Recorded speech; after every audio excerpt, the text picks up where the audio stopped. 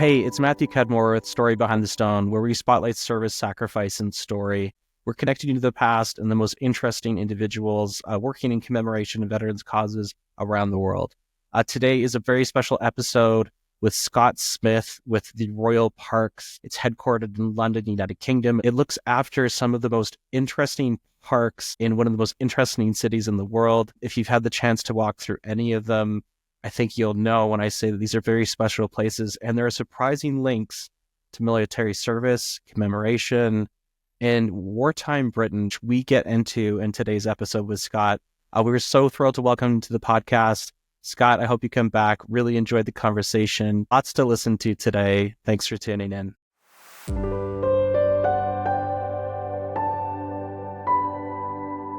Welcome to the show where we talk service, sacrifice, and stories. My name is Ryan, along with co-host Matt. We are with Memory Anchor, a company committed to using technology for good as we change the way the world remembers. Today, we are joined by Scott Smith with the Royal Parks. Scott, welcome to the show. Hello, Ryan, and hello, Matt. Scott, it's great to see you. And, I've been following your work with Royal Parks now. I think it's coming up to 3 years, which there's lots to talk about. But before we get to that, I would just love to share, with listeners just a little bit more about kind of how you ended up at the Royal Parks, which I think is just such a cool institution there in the UK. Oh yeah, how did I end up at the Royal Parks? Well, suppose if we go back to university days, I'll keep this brief, I promise.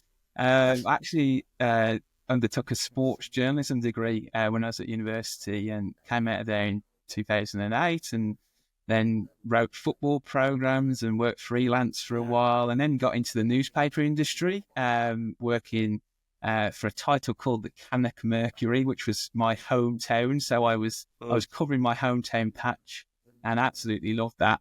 But I'd always got this interest in military history, specifically the Second World War.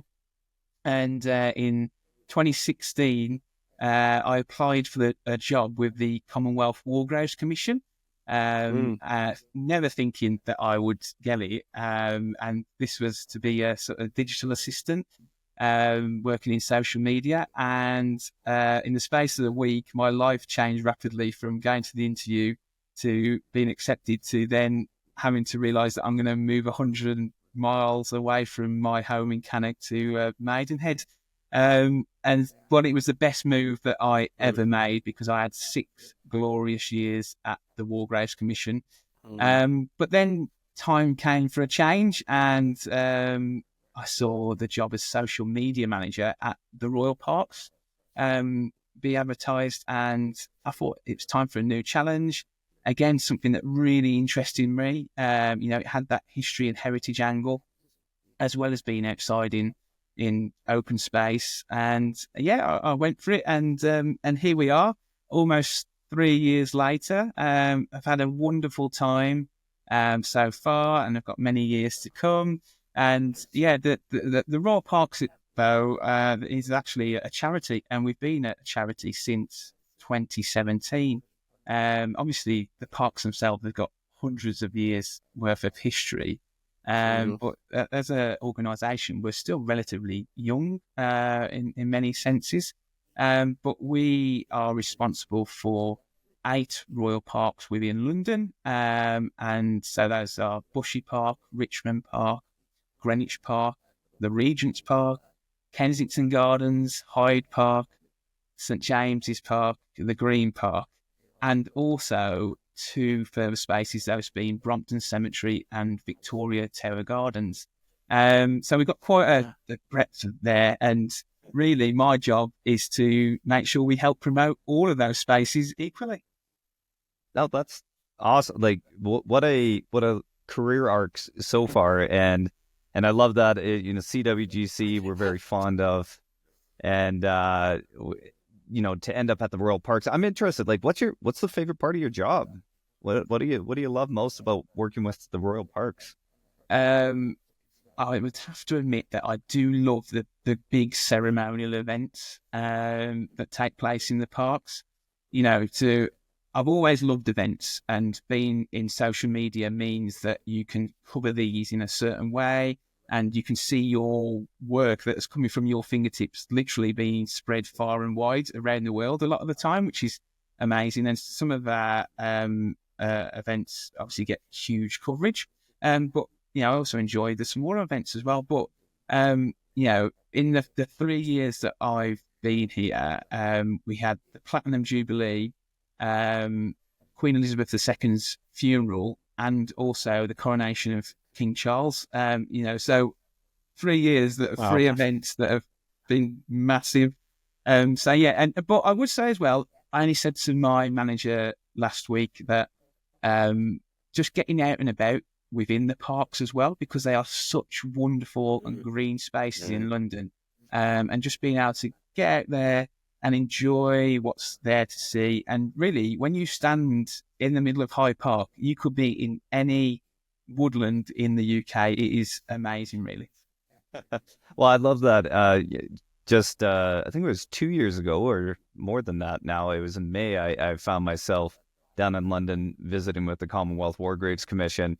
And it was just a short trip, but I had landed, I got to my hotel, and I'm like, I need to go to Hyde Park. So I went out there like a tourist, not familiar with what the Royal Parks did or anything like that at the time.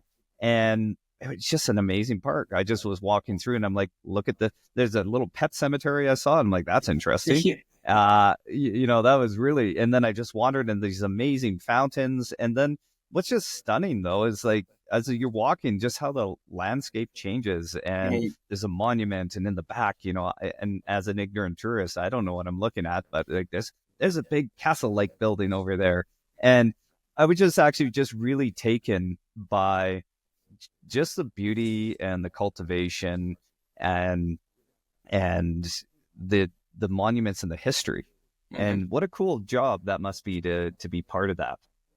Yeah, it really is. And sometimes, I guess, we don't want to say, maybe the heroes of the hour can be those who are working away at 6, 7, 8 o'clock in the morning for when the tourists arrive. So it looks all pristine and, wonderful. And I have the easier job of just promoting what is going on, So, yeah, it's amazing, really, how these green spaces, where they are situated, you are a stone's throw away from sort of some of the major landmarks of London, and we're right there alongside them. So I'm really fortunate to work there.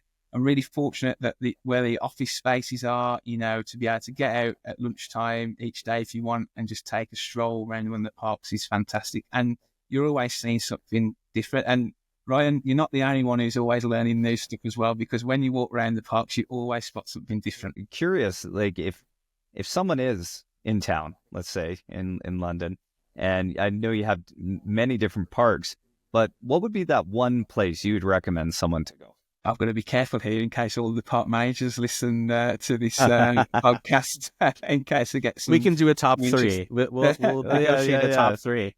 Yeah, so I would say that you should head to St James's Park, because at one end you've got Buckingham Palace, at the other end you've got number 10 Downing Street. Now, around the world, if you mention those words, 99% of the people are going to know what those places are.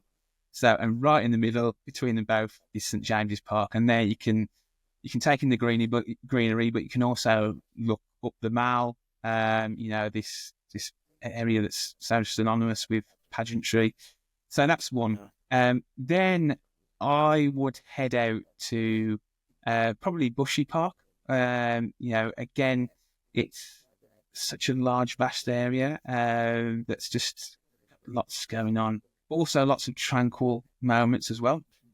And I know the team there think that they've got the best office view, which it's probably, I should know really the distance, but it must be over a quarter of a mile, half a mile, just looking out across the park, and it's absolutely fantastic. And then talking of views, if you go up to Greenwich Park, you can really see the old and the new London, shall we say. So when you stand at the top of the Grand Ascent, which has recently undergone a huge transformation in a 4-year project called Greenwich Park Revealed, you can look out there onto the trading area of London. There's high-rise buildings, but then you can just look to your left and right and you'll see some of the historic areas of London as well. So there's sort of 3 different elements there. Yeah, and I'm sorry we put you on the spot about that, but we couldn't help ourselves. There is too much to choose from. I think we would be remiss not to talk about some of the amazing history to do with the parks, and particularly with war. I know you had a big project around Bushy Park, for example. No, absolutely, Matt. So we undertook a project in 2024 called Operation Bushy Park, and we gave it its own little title because it was the 80th anniversary of Operation Overlord, otherwise known as D-Day. And listeners may not be aware, but Bushy Park played a humongous role in Operation Overlord, in that it's where SHAEF were based between February and June 1944. So the Supreme Headquarters Allied Expeditionary Force, and General Eisenhower had an office within the park. I mean, talk about history. That is amazing. So it was actually probably a full year beforehand. I'd sort of, we tentatively mark the anniversary every year because there's very little on site now, but there are certain elements that are still around if you look close enough. And we were fortunate to have friends groups at most of the parks, and the Bushy Park and Home Park Friends Group are really active in promoting what took place here during the Second World War. I've got to give a shout out to David and Claire Iverson now, because they are the font of knowledge around this area. But we approached them and we sort of kept them in the loop and brought up the park management teams around what could we do to mark this special anniversary. We had a bit of a breakthrough in that about 30, yes, it would have been for the 50th anniversary, so 31 years ago now, volunteers had started to collect memories of people who lived near the park, lived in the park, and also servicemen and women who had worked in the park during the Second World War. And it is unbelievable the amount of information that is there. So what we decided is to put all that into a digital exhibition, which is still available on the Royal Parks website. So if you just type in Operation Bushy Park, it should come up. And through there, we wanted to create sort of a story that told people what had happened and how the park had played a role in this monumental event during the Second World War. And we were really pleased with how things went. We had lots of positive feedback. We'd tried new technology, audio on the website for the first time. We had teaser videos. We had longer explaining videos. It was a great project to work on, and we've made it as well that it wasn't just purely focused around the 80th anniversary. So the content is evergreen. So who knows, in 20 years' time, it could still be there, and people can come back and look at it. So that was a really fun project to work on. Well, I'm kind of curious, when you think of royal parks and preservation, what is the role of technology in now and maybe into the future? That's a good question, Ryan. I mean, that project is perhaps a perfect example of it, because we got thousands of pieces of paper that colleagues had digitized, because they were just sat perfectly in filing cabinets. That the people who had undertaken that work, thank you, because they had catalogued it to within an inch of its life, so you could literally pull a card out and it was spot on. But it was sat there, and how could we showcase that? Well, the best way to do that is through using new technology, i.e. the internet. So we were able to digitize it, to then get it uploaded, to then have people reading out extracts of those papers so that people could hear. We tried our best to get some voices that may be similar to the time as well. So using actually staff members, we didn't interview them as such, but we asked people and they wanted to get involved. So yeah, that's one way. And with my role, with being social media manager, definitely seeing changes in that. And last year and into the coming years, I think it's going to be AI is the one that's going to really push forward. So yeah, it'll be interesting to see how we go. But at the moment, it's still sort of just bubbling around over here. And obviously the changing landscape of social media as well. New channels are appearing all the time. So again, it's just keeping an eye on how we best can use those going forward. We've been talking recently kind of about the civilian experience. It's such a foreign concept for us now in 2025 to think about this kind of total war almost in World War II, in particular with Bushy Park and the parks and how it was taken over. Like I was reading about the Royal Parks. They drained, is this right? They drained St. James Park? Yes, so several of the ponds and water courses were drained during both World Wars. So in St James's Park, they drained the whole lake area, and almost, I want to say, like a village was built for people to come and work for the war effort. And then during the Second World War in Bushy, the ponds were drained again because they were concerned about nighttime bombers using those as points of reference. In the end, they were also covered in camouflage netting as well, so they could double up, shall we say, on the anti-surveillance. Visiting now in 2025, beautifully kept. I mean, you're talking about gardeners and other workers taking care of the parks. And I think I was reading as well that you also established allotments, like almost community gardens in the parks as well. Yeah, that's right. So there's an absolutely wonderful image from Kensington Gardens. Talking about gardens, that's quite apt. This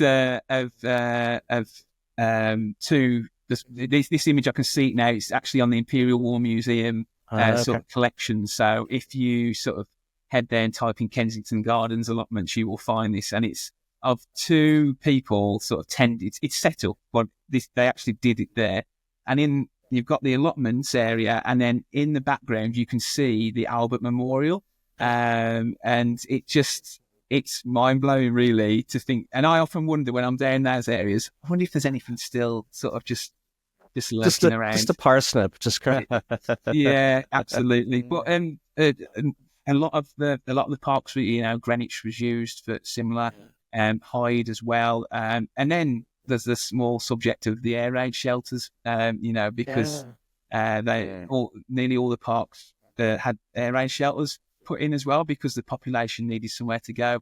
And it was only last year that a dig was undertaken at Greenwich Park on the air raid shelter there.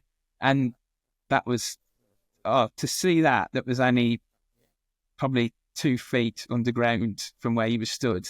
And there was this complex there that was able to take hundreds of people, was quite mind-blowing really. And I know the team are anxious to continue doing items like that. We'd been chatting kind of back and forth around one memorial in particular in Hyde Park that you thought deserves some mention, the Jack Cooper Memorial and Pavilion.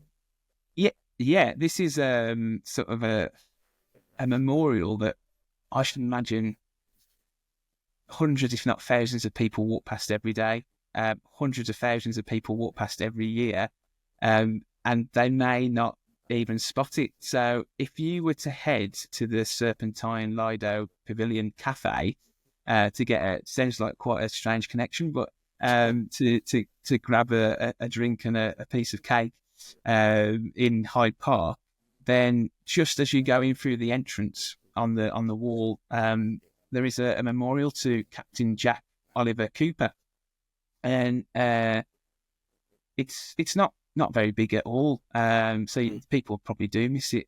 But Jack actually hailed from Harrow on the Hill in London, and was in the Royal Flying Corps during the First World War. So it was one of those very few first pioneers of flight, I should imagine. Yeah. And it's obviously a really dangerous job, but sadly he'd be killed in action on the 21st of July 1916. But you're probably now thinking, well, killed in France, what's the connection to Hyde Park? Well, his brother, Major Colin Cooper, actually half funded the pavilion. And so I think as one of the sort of caveats, he asked if he could have a memorial to his brother on there. And that's why the memorial exists. And if you go to Hyde Park and go to the Lido Cafe, you'll see a photograph of Jack on top of the memorial. And, it sort of brings it home, really, that connection that's there. Well, next time we head down, Matt, we're going to have to make sure we go get some cake and check out the memorial. Yeah, we'll go. And maybe even an early morning dip in the Serpentine if you fancy it. Us Canadians will be happy to go take a cold dip. You have these beautiful parks, these different events. You spend time with the Commonwealth Ward Race Commission. Story is always an important thing for people to connect with, and I think everybody has their different stories. Have you ever come across a veteran or a particular story that really has stuck with you, whether that was here throughout your career or at the Royal Parks? That is a very good question, Ryan. I've been fortunate to meet numerous Second World War veterans during my career, really. And it was actually something that my granddad drummed into me from when I was probably about 4 or 5. Every time we go to Remembrance Sunday parade in Hensford, where I'm from, he'd point at the people who got the medals on, probably from First World War then as well, and say, these men are the ones who fought for us. So I'd always got that. And but since in working career wise, I got to know some veterans from back home, and I would just lots of stories. I say we could do a whole episode probably on that. But to sort of, I think, where in 2019 I went to both Normandy and Arnhem for the 75th anniversaries, and got a chance to interview quite a few veterans whilst out there for social media content, and we were also undertaking projects to try and capture voices at the time as well. And I know there's some talk these days that perhaps veterans' memories have started to go a bit towards a narrative that maybe is in certain books, but you could tell at this point still that it was like real to them, very much so. And to think that they'd fought within miles of that area we were studying, it was quite surreal, really. And you had to stop and pinch yourself. And if there was one name, and he always sticks out, and he sadly only passed away late last year, and his name was Ray Whitwell, who fought at Arnhem. And he was, when I met him in 2019, he was 100, and he'd gone out to the Netherlands, and he was stood by the graves of 2 of his mates that he was serving with in Arnhem used to be, and who didn't make it home. And at that sad moment, we were chatting away, and then I said, "Oh, were you captured?" And he said, "Oh, blooming well wasn't. I made it back across like that further down the river." It was like from that moment of sadness to then like a moment of real sort of fun, pride, and pride that he was making sure that I knew that he made it back. So it was that's probably stands out as probably one of the lighter moments as well. Yeah, I love that, and it's always interesting to ask some of these veterans, those questions around that. I remember I had a chance to talk with a veteran of the Italian campaign, a Canadian named Ernie, and I asked him, one of the questions I asked him was like, "What did you do when you got back from the war?" And he had had a harrowing experience. He had fought through Italy. He was a POW, and he said the first thing I did is I went to the store and I bought myself a nice suit. And I thought that was just so interesting, right? Yeah. It's just, after going through all that years in captivity and conflict, and he wanted to buy himself a suit. And I think it just, those little anecdotes, it doesn't have to be about battle. It doesn't have to be these things. It's actually more interesting to know those funny little stories that stood with him. So yeah, no, thanks for sharing that. I can't imagine what he went through in fighting out in Arnhem and such. No, absolutely. And I should say as well, talking of remembrance and Remembrance Sunday, working the last few years for the Royal Parks, we've obviously Armistice Day Parade forms up and ends on Horse Guards Parade in St James's Park. So to see, I think I counted there was a dozen Second World War veterans this year that they're still there. So their memory still hangs on, and obviously they're passing the baton to the post-war veterans and the Falklands veterans and more recent conflict veterans as well. So the parks play a role in that memory as well, which is really nice. And when you look at parks being part of that and such, and that torch of remembrance being passed on, what is what is it something that people can do in order to ensure that we're passing these torches on? Just from your perspective, you had such an interesting career in commemoration and remembrance. I would say to do items like this and just to make sure to talk about it, because there are so many stories out there. When I joined the Royal Parks, I had a vague knowledge of some of the items within the parks themselves that related to the World Wars. But it's been great during the last 3 years to sort of expand that knowledge during either projects or even just going on a lunchtime walk and stumbling across the Norwegian Memorial that's in Hyde Park. So it's an element there to make sure that we're always passing on that story as well. And I'm smiling now because I know my colleagues in the office sometimes laugh at me how I always manage to bring stuff back to the World Wars, but I will usually always find a way to do that or point out something if they're going somewhere, and that's because I'm fortunate because it's become my interest that I soak stuff up. So people know to come to myself if they want sort of some quirky knowledge around the wars. But we'll keep going, and keep sharing these stories, and like we did with the Operation Bushy Park content last year, to bring the items that were in the filing cabinets to life. I think that's important, and we'll see what potentially happens in the coming years as well, what projects we may be able to get involved in.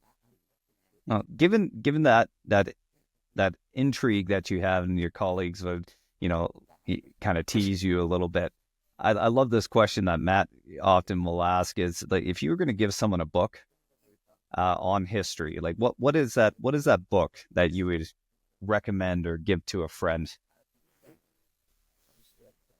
My wife would say I've got too many books, but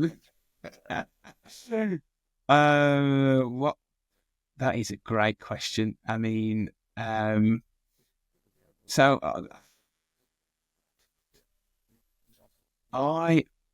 book I loved, and Martin Middlebrook's about going back to Arnhem again. I could not put that down at all, and so that would be my number one to go to for Arnhem.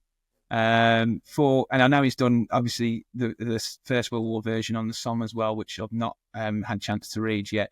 It's what I would say. Sometimes people ask me about books, and I would say, don't dive into a subject that you think you might end up loving. You'll find the subject that you enjoy. So mine's very much Europe focused, and I've got an interest in Dunkirk because that's where my great grandfather fought. And then I got to know Normandy veterans, so that's where my interest came from that. If you ask me about the Far East battles, I know enough to get by in a pub conversation, but outside of that, I would have to do a hell of a lot of research. So yeah, it's just finding that area that would be of interest, and then it'll flow from there. As you've been talking, you hear little bits and pieces of your own family history. Is there, I'm just interested, Dunkirk, that your great grandfather fighting there, and I think the movie Dunkirk brought a lot of attention to that. But what is some of your family history that's obviously inspired you to go down this path and interest? Yeah, well, I never met my great grandfather, but I remember watching movies when I was younger, and my dad telling me that sort of his granddad had fought at Dunkirk, and so that's where that interest came from. And then I ordered his unit diaries, the 8th Anti-Tank Battery, and I transcribed them over the course of 3 months before we went back one year. And so we were able to then plot where he'd been, and sort of that really ignited a passion in me. And so I've been back several times as well then to sort of follow up his story, and hoping to go back again this year as well. But he served at Dunkirk and in North Africa and Italy, and then came back on the anti-aircraft guns in the UK. So that's sort of my interest, sort of where that comes from. And then my granddad on my mum's side sort of just gave me that push and message to look up Second World War items, and yeah, I really enjoyed it from there on. That's awesome. I love that you have that history and everything going. And what, just asking that question, it's always interesting to see where that comes, because some people, they don't have that military history and they still have that intrigue and that passion. And some people like yourself, that very rich and steeped history there. Yeah, so people pick it up in different ways, don't they? It's might have inspired a colleague or two over the years to start their own journey as well. Okay, so thank you, Scott. Thank you so much for taking the time today to talk with us. Honestly, I'm even more excited about the next time we get to go to the UK, because as you're talking, I'm looking at the awesome website that the Royal Parks has, and looking at these different monuments. You've left me really wanting more. So I can't wait to get there. I encourage all the listeners, take some time, look at the website, make sure when you're down in the UK, or even if you're not in the UK, have a look. There's a huge amount of history there. I enjoyed hearing you share your own personal interest and your family history as well. Is there any places that people should go to learn a little bit more about the parks? Absolutely. We look forward to welcoming you both to the Royal Parks when you're next in the UK. Please do come and visit us, in whether that's at the main office in Hyde Park or any of the other offices around the park. You'd be more than welcome. But where should they head to? Head to the Royal Parks website, and within there, our Read, Watch, Listen section has got lots of historical and heritage content, and each park also has its own park page on that website where you'll find more information. And there's separate areas for the monuments as well. We haven't gone too heavy on the detail, just enough to keep people interested, and do make sure to go and check all of those out. Well, thank you so much again, Scott, for joining us. Really enjoyed that. For your listeners, please like and share the podcast. Also check out the show notes, and we'll include those links there. Thanks again, Scott. Thanks, guys.